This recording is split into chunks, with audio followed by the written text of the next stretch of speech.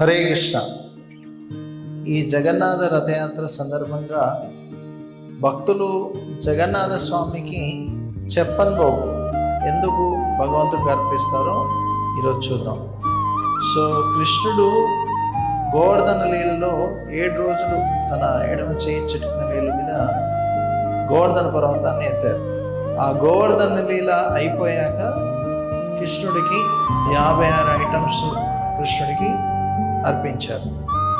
అదేవిధంగా భక్తులు కూడా ఈ జగన్నాథ రథయాత్ర సందర్భంగా కృష్ణుడికి ఈ 56 చెప్పన్ భోగ్ ఐటమ్స్ అర్పిస్తున్నారు. ఈ జగన్నాథ రథయాత్ర ఇస్కాన్ హైదరాబాద్ భక్తులు కలిసి 27వ తారీఖున ఈ 27 జూన్ తారీఖు శుక్రవారం రోజున జరుపుతున్నారు.